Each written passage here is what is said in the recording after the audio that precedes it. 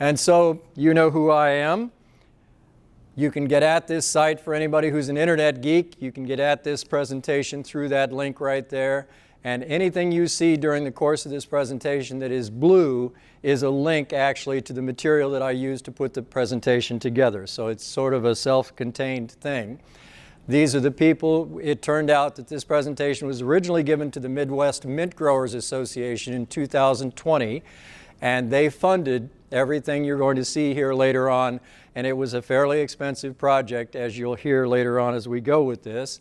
And it's based on this book, and I bought a copy that I'm going to leave with the society that you all can hit up if you'd like to, called Peppermint Kings, and this, of course, is a very big expansion of the things I'm going to say tonight. And so there's three parts. There's actually a part and a half, and then a second part of the show. The first one is about the origins of our mint industry, and there's three ideas that recur through this. Just like America itself, if you look at the history of the mint industry in the United States, it began on the East Coast, moved to the Midwest, and now is in the West. And I'm only going to talk about it through the time that it was here in the Midwest. The Peppermint Kings were all intrinsically interesting folks.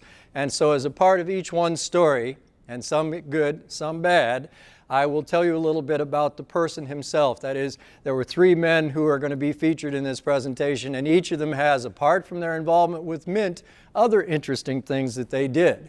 And then the third thing is that there's all kinds of things out there if you read around. I've found on Facebook that probably the biggest source of misinformation so far that I've encountered has been gardening groups. There is so much bad information there. Someone will have a problem and someone will say, you need to put Tums out every time you plant a tomato. That's because of blossom end rot. I can't get into that though, I don't have time. Anyway, so the Peppermint Kings, and my green didn't show up very well. The Peppermint Kings moved, as I said, from east to west, began in Massachusetts, moved to New York, and then moved to Kalamazoo and Nottawa, which is a town in Michigan. So, Peppermint King number one, and so for each of these, it's when, who, what, okay, and where. So number one was in the 1830s and 40s, Ashfield, Massachusetts. The man's name was Samuel Raney, and he lived from 1772 to 1837, so this is real early in America's history. And he was the first person, from the research Dr. Loso did, who actually sold mint in the United States. Ashfield was incorporated in 1765, and there is evidence that mint was grown in Ashfield before 1800. And as part of my research, I found out that the Ranney family, just like, has anybody here ever read the novel 100 Years of Solitude? It won a whatever prize. It was a real famous book written in Latin America back in the 1940s.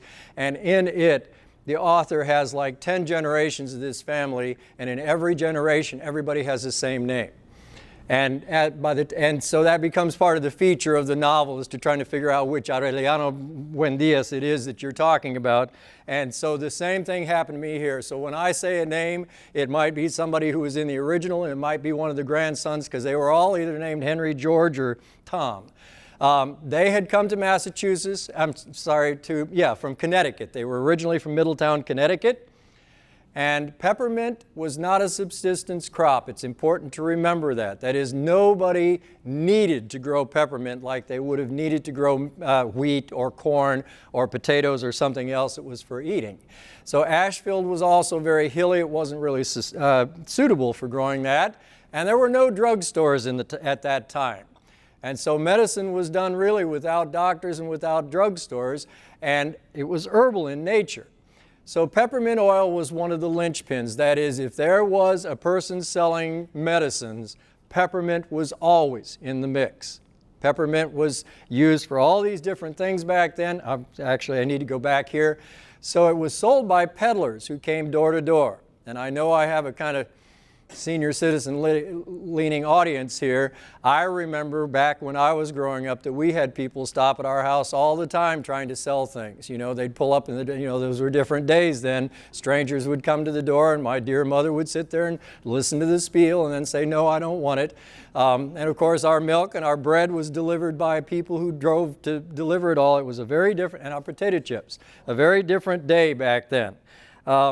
So Samuel Ranney and his family were the ones who supplied these peddlers with their goods. So Ashfield became a center for these peddlers. They would come there, get their wares, and then each one would head off in a different direction. And the Ranney family were the people in charge of that. And so they grew peppermint there so that they could get the oil that they could give to these peddlers. And from the very beginning, the oil was both domestic, grown there in Massachusetts, but the gold standard oil in the world came from a town called Mitcham in England. And so I think this next slide says that the Mitcham oil was sold for like 2 or 3 times what you could get for American oil. It was because the Mitcham oil was considered to be much higher quality. These are some of the bottles back in the day, so this is how the peddlers would have the oil. It would be in little tiny vials like this. This was actually from it was 1840. One of the people who worked with the Ranneys and did that peddling had those and gave them to the museum there in Ashfield. This was a little ad that back from, I think it was 1853, where you could buy these. They sold these little bottles and it had the word peppermint embossed into the side of the bottle. So starting in the 1830s, the Ranney clan began and they moved again to New York. And if you think back to that map, it started in Massachusetts, and when they moved to New York, so did the mint industry. And at the same time, and interestingly, they bought land in Michigan. And they did that with peppermint in mind, and you're going to hear in a moment that Michigan later on became the leading peppermint place in the whole United States. And for a short period of time in the 1930s, it was the biggest source of mint in the world, thanks to the man we're going to hear about in a little bit. So by 1850, the population of that town had declined by 25% due to that single family moving, because father moved, the sons moved, the in-laws moved, the stepsons moved, everybody moves, and they all went to New York. And so this is the background on the family. The Ranney family were staunch abolitionists in a day in which abolitionism was something that was kind of controversial. Some people were, some people weren't. And Ashfield was also the site of a very famous religious controversy. I read about it again today. It had to do, you all know that the First Amendment tells us that we can't mix the state and religion, right? Well, back in the 1800s, after the First Amendment was passed, Massachusetts until 1833 had an official state religion. And if you paid taxes in Massachusetts, your taxes went to the Congregationalist Church. Well, the Ranney family didn't care for that very much because they were Baptists. And so, this is what I've just said, so they had to pay their taxes. The people from the Baptist church refused to pay their taxes, which they were supporting their own church. And after that, it turned out that the Congregationalists, because they were the official state religion, they got the Baptist church and sold it to somebody. And so eventually it was settled by King George III, and it was settled by, and remember, we are still, and now I don't know how this worked. As I say that, this should have been after the United States, but anyway, there's a Wikipedia page for it. Figure out the discrepancy there. So Samuel Ranney was involved in another religious dispute at the same time having to do with that church, and that was that anti-disestablishmentarianism. I get to use this word, and it's meaningful. Who in my audience knows what it means? Okay, well, actually, you can take the word apart. So establishment has to do with the First Amendment. That is, the First Amendment says you cannot establish a state religion. All right?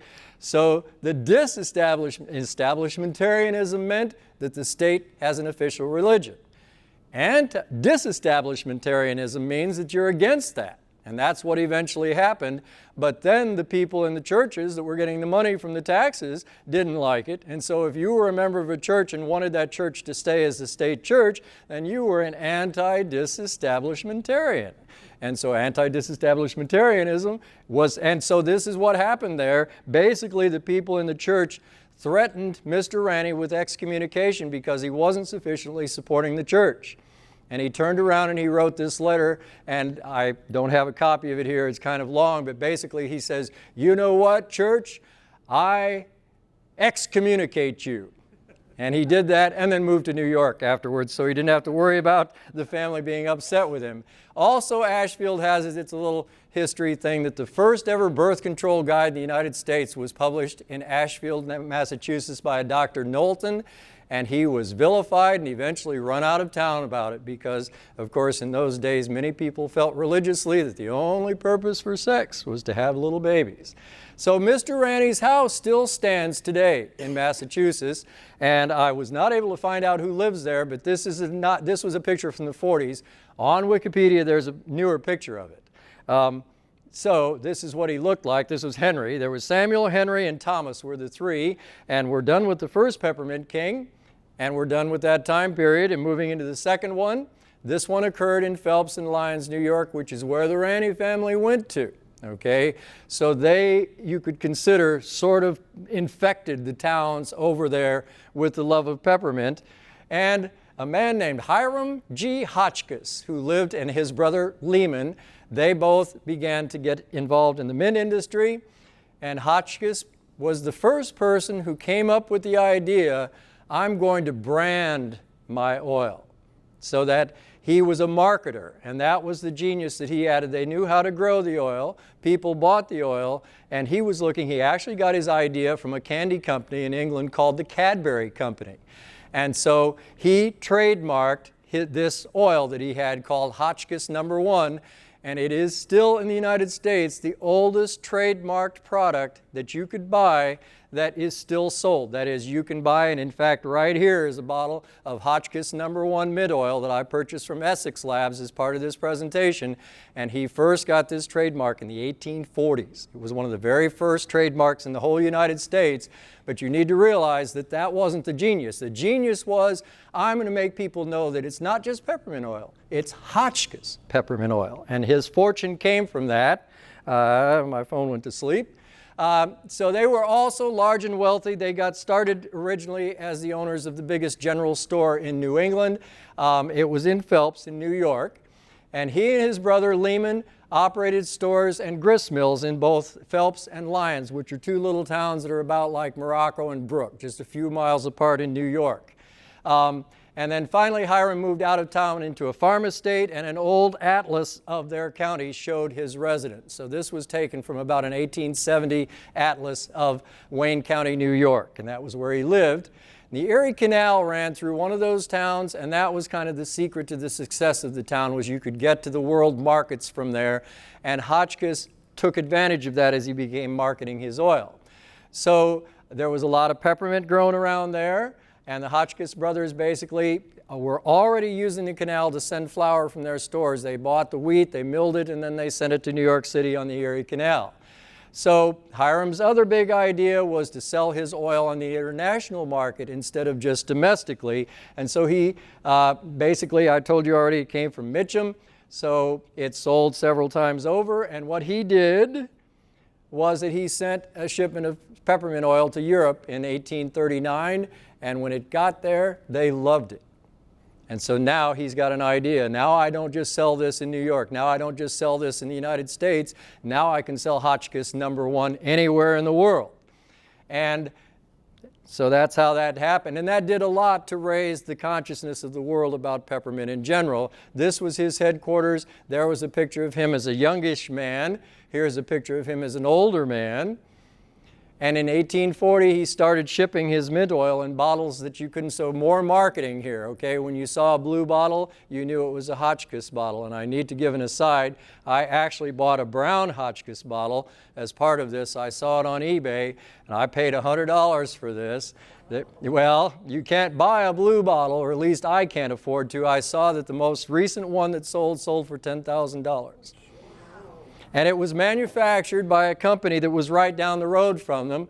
I had a slide in here and took it out. There's a bottling plant that was right next to where he was, and what they made was bottles for ink. And they made the bottles were blue because of the ink not discoloring. There was something about sunlight, just like we put beer in brown bottles. And so he contracted with them to make these mint bottles. And therefore, again, marketing is what it was all about. And so he was one of the first name brands in the whole United States, and that was the full name of his product, Hotchkiss International Prize Metal Peppermint Oil. And so metal chasing became, once Hotchkiss started this, then all the people who competed with him started putting their oils in these competitions so that they could win a gold medal as well and put the gold medal on their marketing. And so this was his brother Lehman. He bought this spearmint oil as well, and you can see all those little circles were each medals that his oil won at different competitions. Here again, we see here's a box that contained his stuff, and down at the bottom, first prize medal at the Great Paris Exposition of 1867. So then people started growing oil. Remember that the Ranneys bought ground in Michigan, and it turned out, and we're going to hear about a little more, and that's why mint is here, they started growing it in Michigan, and so now the Hotchkisses and the Ranneys both are also growing mint in Michigan, which turned out to be a wonderful place to grow mint, and it's still grown there. And so the Hotchkisses owned land, but they didn't farm. The Ranneys owned land and did farm, and that's going to be meaningful here in a little bit. Hiram started his own bank, and you may or may not know that back in the 1850s and 60s, any business could start a bank if they wanted to. You'd get it chartered by the state, and your bank could issue money. And so this is so you can buy one of these today if you have the money. There's one for sale on eBay, and I can tell you that it killed me to sit there and look at it. For only $399, you can buy one of Hotchkiss's dollar bills. But this is what it looked like. There was another one, and those little stamps are kind of interesting. They were put on there because of his having to pay tax on every so many $1,000s that they issued. So much of it had to be given as a tax to the government because the government then sort of guaranteed that the money was good, but it turned out to be that didn't last very long. So Hiram and Lehman were the two brothers, along with their uncle Calvin, who was independently rich and became sort of a money machine for Hiram and Lehman. They had a very complicated arrangement, and this is my little personal detail about Hotchkiss. By the time that he died, he had financially ruined every single person that he did business with. And this next list, came from the book. He used the bonds of friendship and especially of family to cajole people and to help and support him, even when it was clearly not in their best interest. He was a bully. He would browbeat his opponents into submission. He avoided his obligations until his many creditors finally gave up and wrote it off. And there's like a whole chapter in the book, and the worst part of it here, his brother eventually disowned him, said, "I'm sorry, no more money from him." His uncle Calvin told him, "Nope, no more money, Hiram. Every penny I've given you, you've wasted." His bank failed, making every bit of those bills worthless. Dun & Bradstreet for years, if you looked him up in Dun & Bradstreet, the report would be, "Don't go near him. The man is not trustworthy." He ruined his brother's credit as well. Now comes the bad part. He lived the end of his life out at the Astor House in New York, which was a very famous hotel in Manhattan. And when his wife and children were forced from their home in a bankruptcy sale, he didn't even go to the sale as they got kicked out of their house. He had a wife and 4 children, and they had to sit there and deal with a bankruptcy auction and losing their farm and moving out. And meanwhile, he's hanging out in New York, and he didn't come home for it. So the Hotchkiss heirs kept on to this business until 1982, and they sold it to the Lehman brothers in Bremen, Indiana. Does anybody here know of them? Because they have a product. Little footballs. Well, the little football mints, exactly right. Those were made by Lehman's in Bremen, Indiana. And so then it turns out that subsequently Lehman's was acquired by Essex Laboratories. They're some of the people who helped me put this together, and they still sell Hotchkiss #1 mint oil, and like I said, I bought that from them, and they helped me amazingly in this whole project. So I bought those souvenirs. I showed you that. Here, if you'd like to look at it later, I've got a letter that was written by Lehman Hotchkiss in 1870, a business letter, and it has all those gold medals up at the top showing how he used those metals. The third Peppermint King to me is the most interesting. He lived from 1868 to 1931 in Michigan, in Nottawa and Kalamazoo. His name was A.M. Todd. And so he was a farmer, a chemist, an inventor, an aesthete, a politician, an activist, and a businessman. He was one of those people who I suspect probably knew when he was a teenager that he had special gifts that other people didn't have. He already owned land when he was 20 years old. He began selling things commercially and growing things on this farm when he was 21 with his older brother. This is a picture of him that was taken in his youth. At age 18, he started raising peppermint. Their brother Oliver moved to Oregon, and eventually when the mint production moved to Oregon, now it's Oliver Todd, A.M. Todd's brother, who's in charge of it all. And by the mid-20s, he had farming, mint, and business ventures. The predecessor of his business was called the Steam Refined Essential Oil Works. And I assume everybody here, because we're in a mint country, knows that you take the oil out of mint with steam. And in a little bit, we're going to see a picture of a distillery. There's one left in Newton County, and I went and took a picture of it. He invented a double distillation process, and with his son, they invented the redistill. Is there anybody who worked on a mint farm that knows what a redistill is? Well, you take the steam, you put it through the mint hay, and out it comes as steam. You put it through a little circular coil in a vat full of cold water, and it condenses. It then goes into this thing called a separator. Because mint oil is lighter than water, the mint oil comes up to the top. And so many, many, many years I sat there. My job was to take the oil off of the top of the separator, and you had this little thing that was running water, and you'd pull it up like that, and it would cause the water, that it was a drain. You'd pull it up and the water would rise, and there was a little hole at the top, and you'd sit there and watch. The mint oil was sort of straw colored, and you'd hold that up until the mint oil quit running, and then you'd let it down again, and that's how you actually did the actual harvest of the oil. So the redistill is that they took that water and distilled it again and found out you could get yet more oil out of it, that all the oil didn't come out. And so it was a way to capture much of the oil that they couldn't capture before. And so everybody's stills now has a redistill as part of it. It's a separate still that takes the water that's already been through the process once. So this was his label. And again, notice all the little medallions on it. This was his Crystal White. He, as I said, Hotchkiss came up with the idea of brand naming, so A.M. Todd's oil was called Crystal White. And it wasn't really white. It was crystal clear, but it was called Crystal White. So as the business got bigger, he needed somewhere bigger, and he moved from Nottawa to Kalamazoo. This was his trademark, and you'd see it on all of his products, on his stationery and everything. This was an ad he took out in a newspaper in the early 1900s. This was his headquarters in Kalamazoo. It has now been replaced by a very, very fancy big building. He had a warehouse in North Judson. And if any of you ever took State Road 10 out of North Judson heading to Knox, right at the edge of North Judson, there was a little brick building, and it had a little brass plaque on it that said A.M. Todd and Company. And that is where the farmers around North Judson would store their oil. And I can't remember exactly, but I think at one point my uncle was a mint farmer. He told me that a 55-gallon drum of mint oil, when mint was selling at its highest, was worth about $15,000. Okay? So they were very carefully tended to. You didn't just leave your mint oil barrel out sitting outside the farm. And so that building was locked and secured and monitored all the time, because that's where they took them. Then the truck would come from Kalamazoo and pick it up. So he was a self-made man, and his father was just a farmer and wasn't anything in particular. And now we're going to go kind of quickly through his history.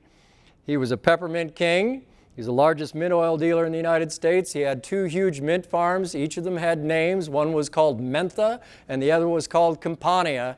And they are in Kalamazoo, I think it's Kalamazoo County. I have been to the Mentha plantation. There is not much left of it anymore, but we're going to hear in a little bit. It was in a particular type of soil that I was interested in. He researched varieties, growing practices, machinery. He became not only the person who bought your mint oil, but he was the person you would go to get information about how to grow better mint, how to do things that were innovative and things like that. He had a whole research laboratory, and he eventually expanded into the western states. Remember, his brother Oliver's out there raising mint, and now most of the mint production in the United States is done in the Willamette Valley in Oregon. And a couple of years ago, I took a trip out there, and it was a trip to go through mint oil or mint fields out there, because now most of the production in the United States is out there. So Crystal White was the name of his brand. He was a social activist as well. His Mentha plantation was meant to be a model city, and I have a picture of it coming up a little bit here. He was very concerned about his workers' morale. He paid his workers really well, and I noticed when I researched this, he was offering 60 cents an hour in 1902 for people to work at Mentha with him, and 60 cents an hour is exactly what I was paid in 1963 when I started my first job weeding onions and mint at a Gehring's Farms up in Jasper County. So he also worked with Jane Addams at Hull House as part of his interest, and he helped found a school called the Rand School, whose brand was a socialist college. And remember, he's a capitalist. He's got the biggest mint farm in the United States. He's the biggest mint dealer in the United States. He was also the co-founder of the Municipal Ownership League. He thought that utilities should be owned by the state. Electricity, telephone, power, things like that should all be done by the state. And his defense of that was nobody should be making money off of something that someone needs to live on. If they need to live on it, it should not be being sold commercially. So this is a view, Main Street in the Mentha plantation. The tracks were built through there so that he could get his oil to Detroit and to Chicago from the plantation. He was also a bibliophile. He collected books. He collected art. In 1912, he took a sabbatical, went to Europe, and shipped back to the United States 30,000 pounds of things that he'd bought in Europe, which are still, by the way, mostly in Kalamazoo. If you go to Kalamazoo, the Kalamazoo Public Library was one of the biggest receivers of his largesse when he passed away, and they have a lot of the art that he acquired there. They have a museum there that he served on. He was on lots of boards, and he was also a politician. He was a socialist, which is probably not good news here in Newton County. He was elected to the U.S. House of Representatives for the 55th Congress. He ran on a ticket that was called Fusion, which was a combination of socialism and another party. And in his election, it was socialism and the Democrats, but there were also socialists who ran with Fusion candidates on the Republican side as well. And eventually, that was outlawed. They made each party have their own candidates. Two parties couldn't go together after that. I don't know many of the details, but that doesn't sound right to me. He was very critical of the big monopolies. And was one of the things that he harped on all the time. These big monopolies are costing the nation. He wanted essential utilities to be owned. He was you probably heard Eugene Debs' name. He worked with him. And there was a scandal called the Credit Mobilier. Anyone familiar with it? It was one of the biggest scandals of the 19th century in the United States. They were building the Union Pacific Railroad from Missouri out to Utah, the second big leg. The first leg was to get to Missouri. The second one was to get out to the coast. And they had this company called Credit Mobilier, and I don't know why it had a French name. It turned out to be owned by the executives of the Union Pacific Railroad. And they spent $49 million to put the railroad from Missouri out to Utah, and they charged the United States government $100 million. And they pocketed the rest of it, and they used it to buy off politicians. And the reason I included this is that one of the politicians who got bought off was a man named Schuyler Colfax. You don't know who Schuyler Colfax? Whoa, I went past that last slide here, just a minute here. Schuyler Colfax. Anybody know who he was? He was the Vice President of the United States of America, and he was from Indiana, okay? And he got caught up in this scandal. He wound up being indicted, and then all the charges were dropped. And no one really knows why. They stole $50 million, and they got away with it, basically. Anyway, that was A.M. Todd. This was his little button when he ran for Congress. This was a portrait he had done later on in his life. That was his, and this was for sale on eBay too, but it went too high for me to cover. It sold for like $150. It was a little ribbon you could get to support him when he ran for Congress.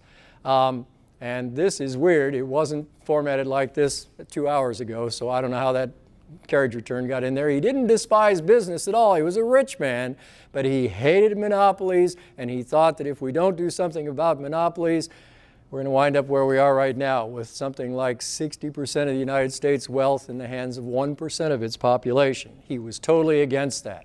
And so he basically, that was his mantra, that people are being tricked into thinking that what's good for business is good for America, and that ain't necessarily so. So his family continued to run the operation in 2011, and there's an interesting story in this book about how this book caused them to get out of the mint business. This one was put together by the Kalamazoo Public Library by a man named Lansing. They financed his doing this book. And in this book, he erroneously asserts that A.M. Todd was being a monopoly.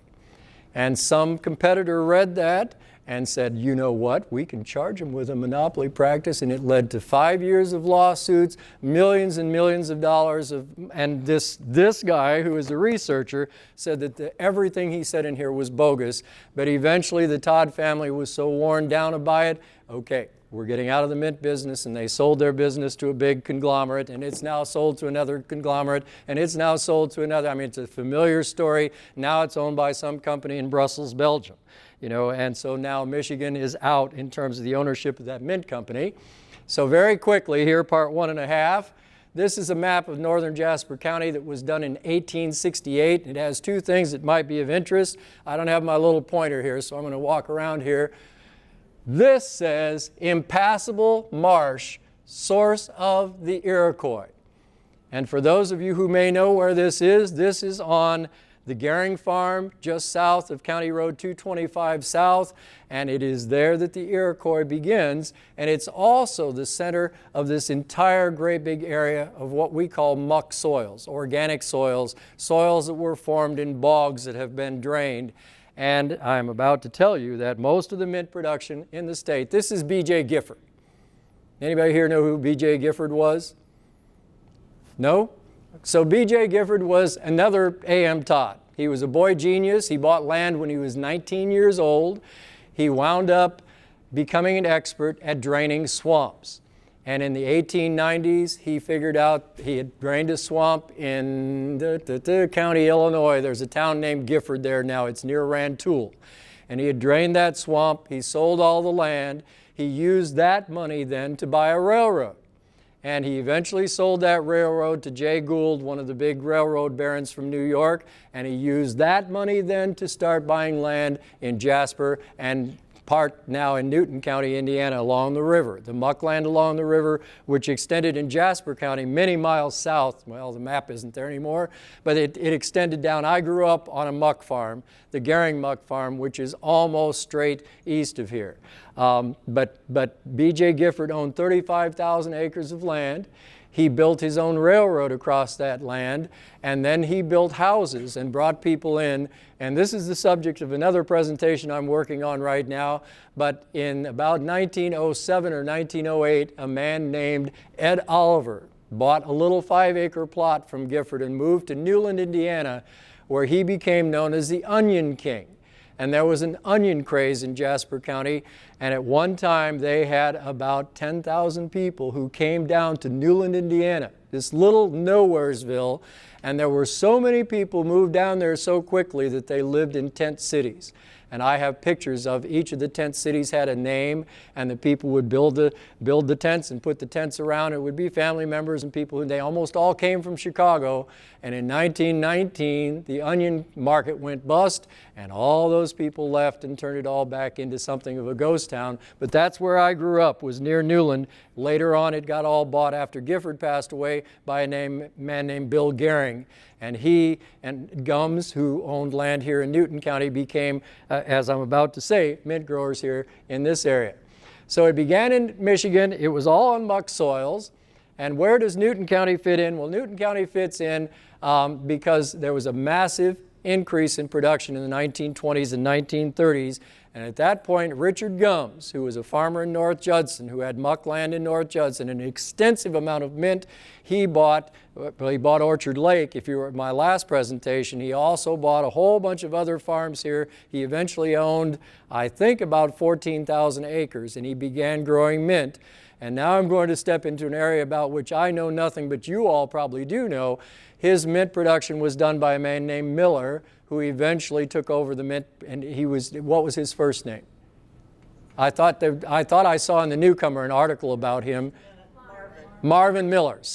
But that was actually Richard Gums's farm that Miller started out on, and then Miller took it over when Gums decided, and I can't figure out how he could have done it. He was trying to farm it in North Judson and farm it here both. Moving tractors back and forth would take you a whole day to move the tractors from one town to the other. He eventually decided it wasn't going to work like that. He let Miller take it over, then eventually, I think in 1982, he sold most of what he had to Mr. Cousins. So Henry Cousins got the Gums ground, and that's how all that began. So in 80%, by the late 1930s, 80% of the nation's mint was produced right here in Indiana. There was 2,700 of the nation's 3,000 mint farms were right here in Indiana. These were the counties that basically, if you look at where all the muck ground is in Indiana, that's where all these are. That is, St. Joseph there's all kinds of muck land in all of these. They're all up in the north central part of the state. And in 1930s, everything started going backwards. People overproduced because of the high prices. The Depression hit. There was a disease called verticillium wilt, and I need to take a brief pause here to tell you about the interesting way in which that was solved. Verticillium wilt's a ground-based disease of mint, and what happened was that back in the 40s and 50s, this is right now, I was born in 51, so when I started my work at the farm, this was all hot and happening right at that time.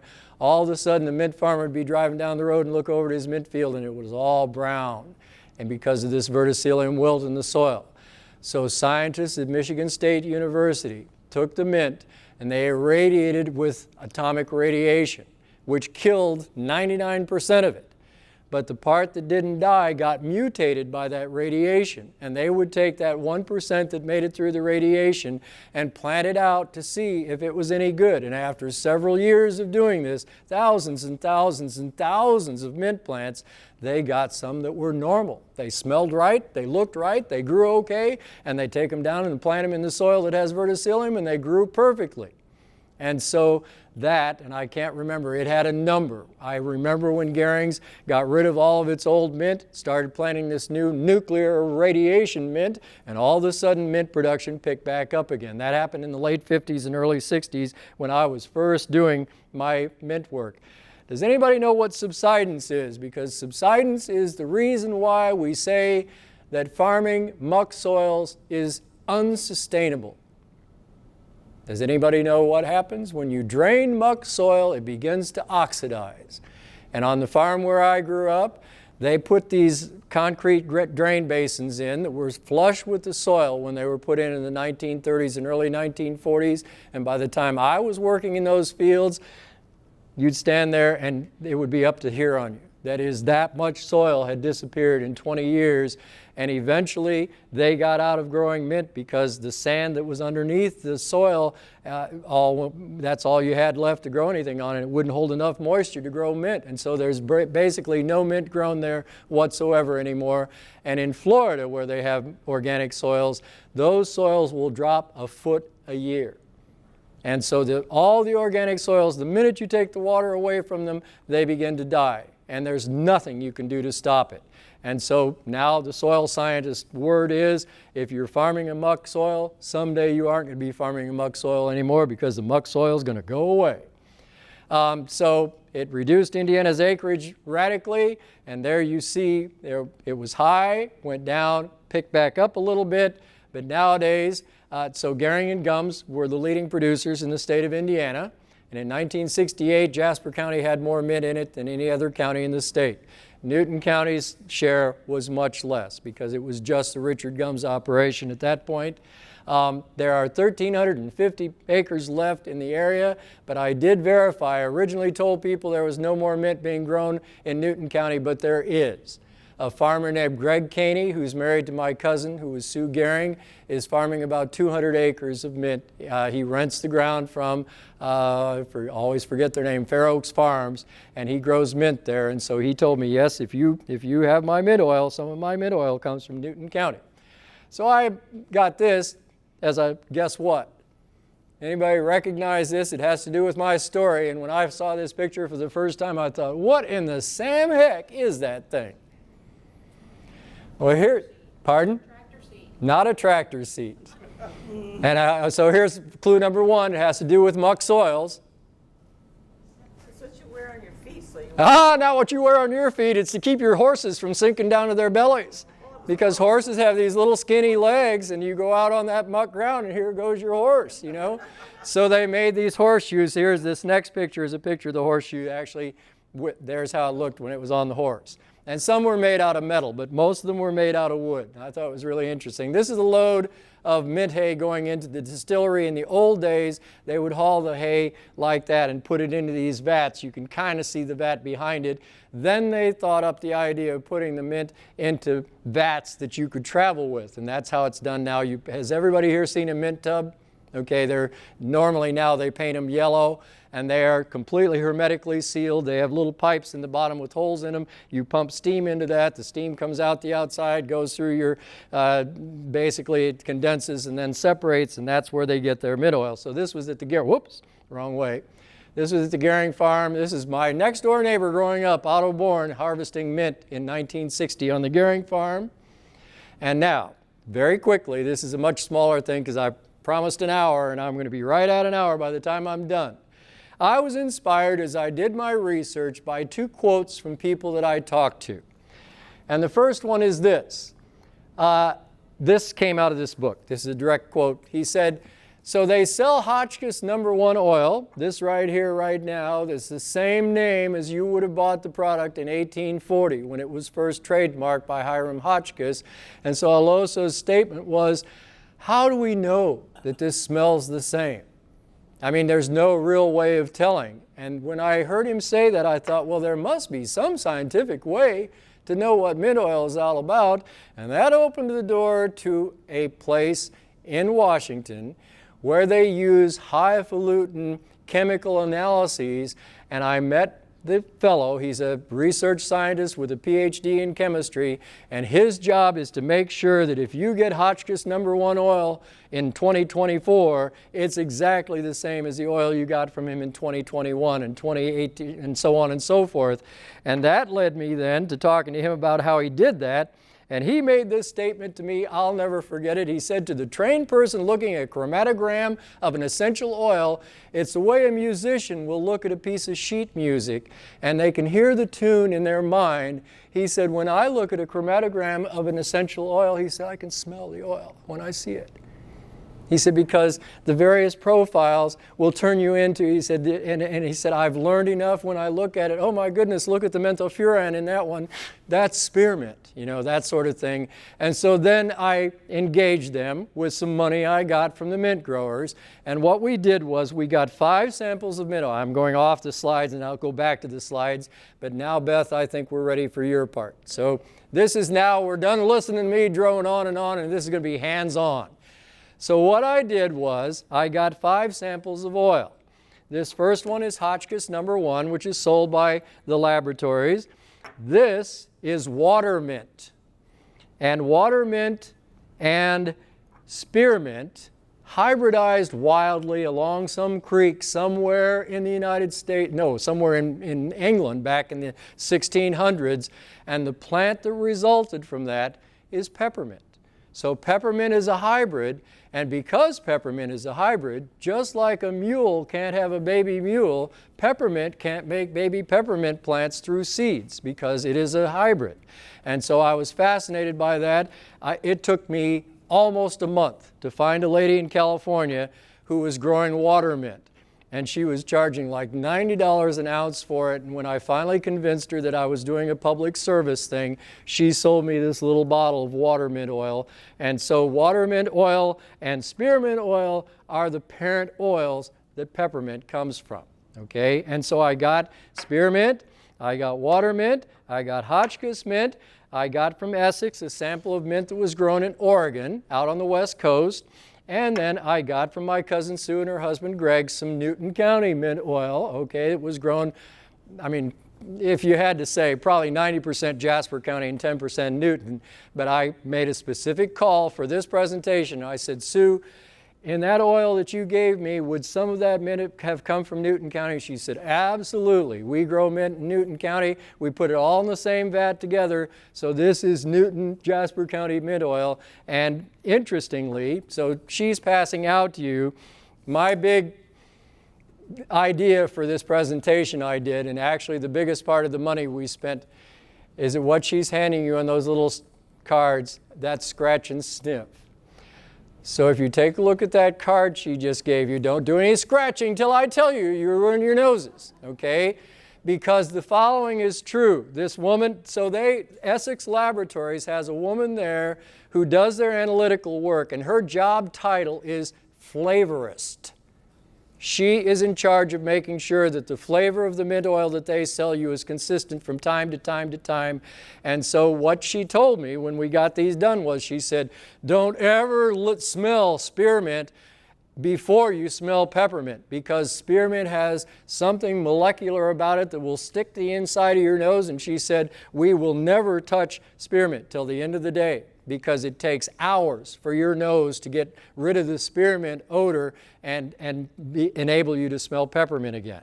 Okay? And so the combination, so she put I think there's one on each table, is that correct, Beth? Of the sheets. So take a look in that envelope, and here's what we got. And I'm going to go through these slides. You can't see anything on the slides. That's why I made all the printouts, is that, so now let's see if I can get back where I was here. So they use a technique called gas chromatography. And if you bear with me here for a minute, I had no idea how gas chromatography worked.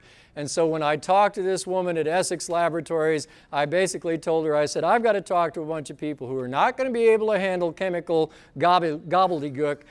How does gas chromatogram, how does that work? What's it doing? So I got a couple slides here, and then we'll go back to those sheets.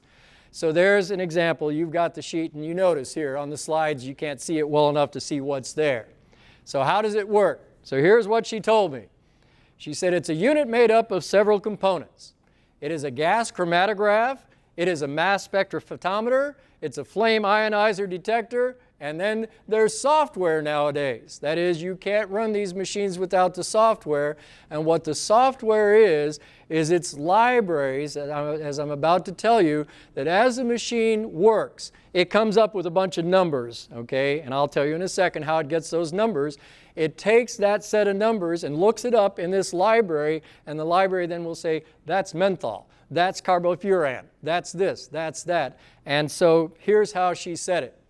What I'm about to tell you is what Stacia told me. She said, this is how I explain it to my kids, because my kids aren't going to understand gas chromatography. The analogy is a big, long garden hose that you take your sample and you pass it through, and the different components in there take different amounts of time to pass through it. Some pass right through, some take a little longer, some take a long time, okay?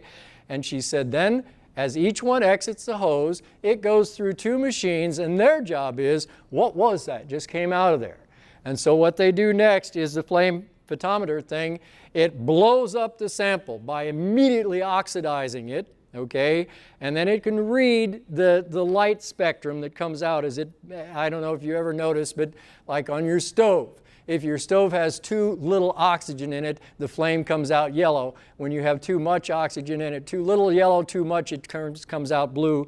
You want just a little tip of orange on the tip of each of your burners. Well, so on and so forth. When they burn these samples, they then have a detector that detects exactly what the frequencies are of the light that's coming out of that, and then they look it up in the little library, and the library tells them what chemical it was. And so a count is kept of how long it took, and that's what's down at the bottom there. The leftmost top is the first thing that came out. The rightmost bottom is the last thing that came out. And then according to how many samples came out, they tell you the percentages of the different chemicals that are in the oil that they're analyzing. So you get the graph that you see at the top from the printout that's done at the bottom there. And so it shows what the approximate percentages are. And you can look up each of those little names, that whole sheet full of all those names. It's really cool. You take the name and you put it into Wikipedia, and it will tell you what the name of the chemical is, where it exists naturally in nature, what it smells like, what it tastes like. It's really an interesting thing. I spent a lot of time on this back in the day. So these are what you've got in front of you. This compares the Hotchkiss to the Midwest. And here's what basically she told me. She said, if you look very carefully and with enough knowledge, and I'm not sure that can be done in 5 minutes here during this presentation, she said, you can see the difference in the heights of those little graph things on the Western oil compared to the Midwest oil, compared to the Hotchkiss oil. And she said, the Hotchkiss and Midwest are the two that are most closely related to one another. The Far West oil has a different, and at one time, I don't have it memorized now, could tell you, well, if you look at the chart, you'll see that this or that one. I don't remember what those are, but if you look carefully, you'll see that on those charts. So those sheets that I made were expensive. The scratch and sniff was even more expensive, and here's what I would say we would do. I'll hold this up.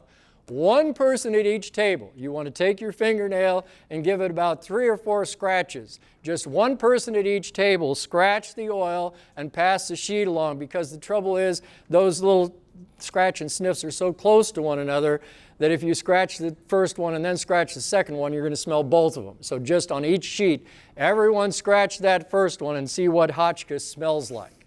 So you want to take the sheet, You'll see the little square, put your fingernail on the square and rub it back and forth 3 or 4 times and then smell it. And you should smell the peppermint smell coming off of it. Yes? You got to scratch it pretty seriously. Not only one person is supposed to. That's what I was hoping for, but you know people don't follow instructions. I was a teacher for 34 years. Okay? Anyway, so that is this oil right here. And now I want to tell you one more thing. It's going to have to happen yet at the end of this. She said, so what we actually do, they don't have scratch and sniff, obviously.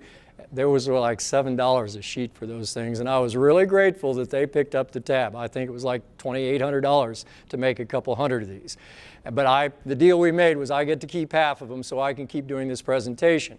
She said, what we actually do is we use specially made little strips like this, and you dip it into the first red line into the oil, and then you waft it in front of your nose like that. And she kindly gave me enough of these that everybody who ever comes to one of my presentations, if you really are into this and want to come up and sample, I can smell it all the way over here when I opened it.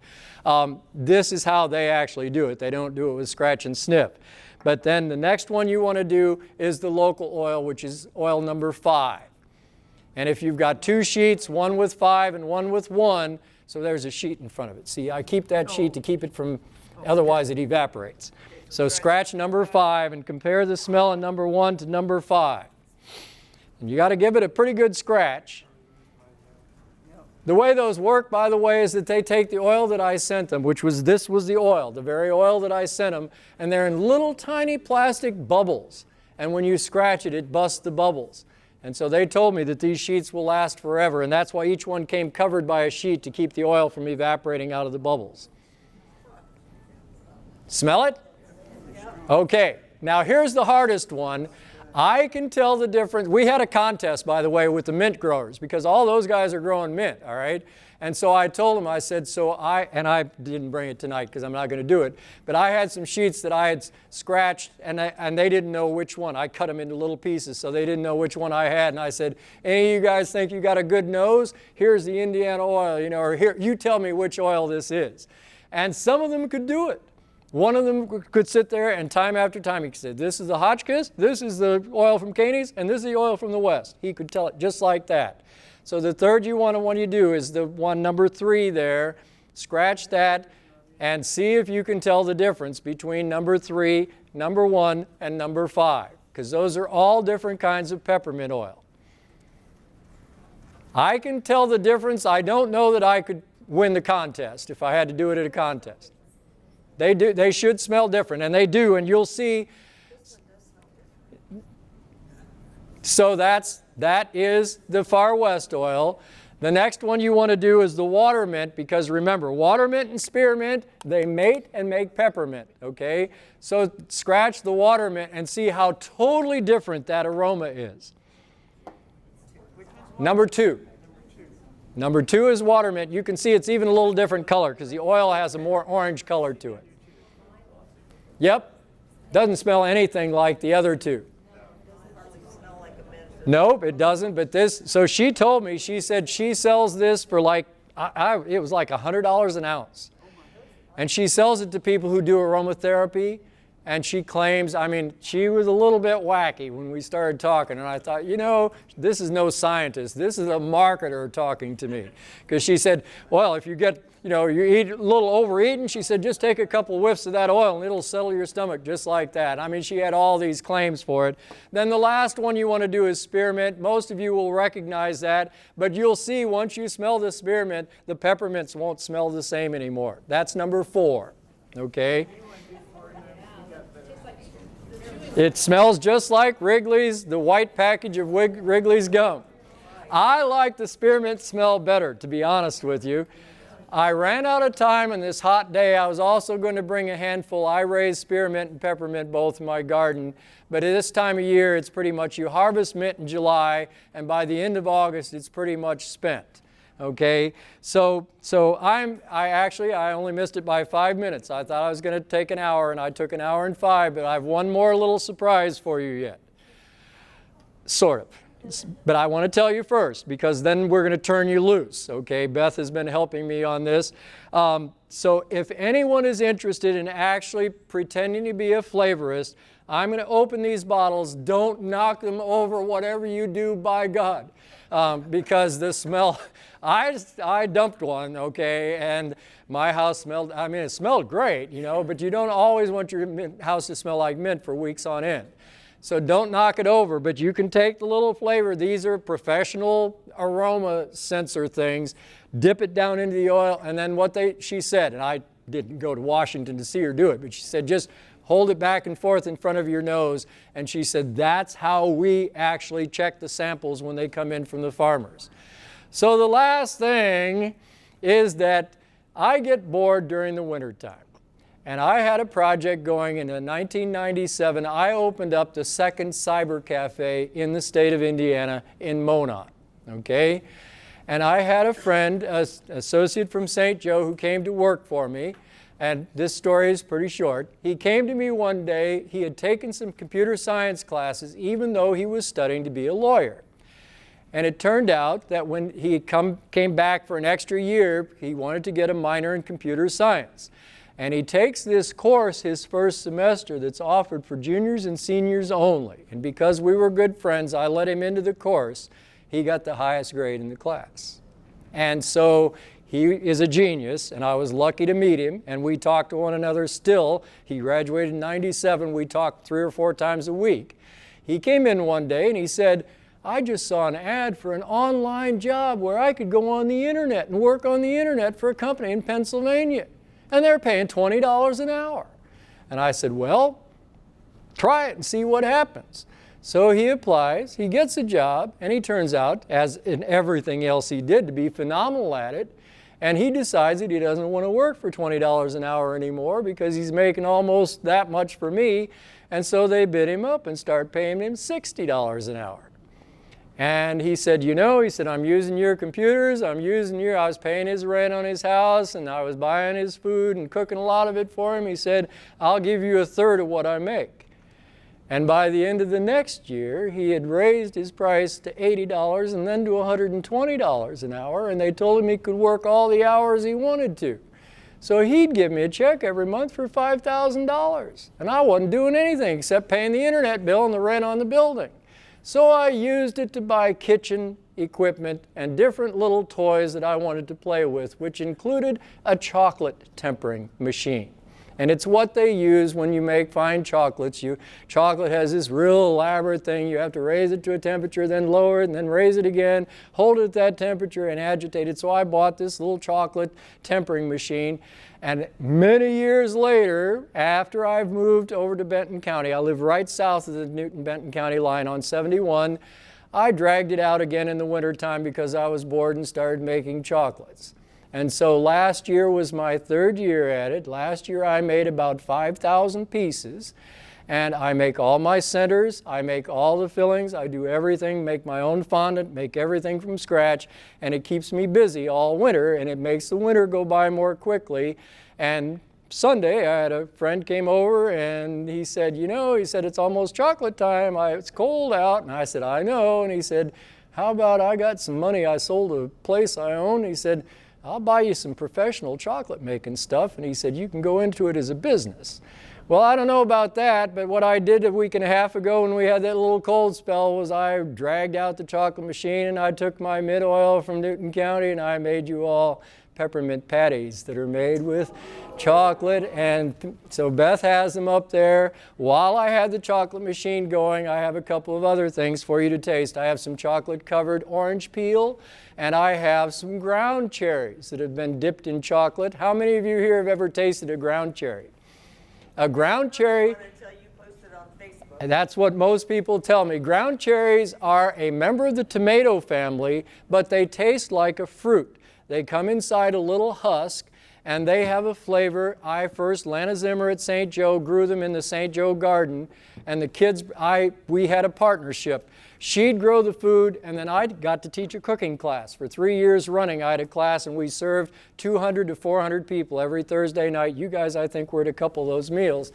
Jerry was a teacher with me at St. Joe, and a high school classmate of mine, so I'm honored to have him here tonight.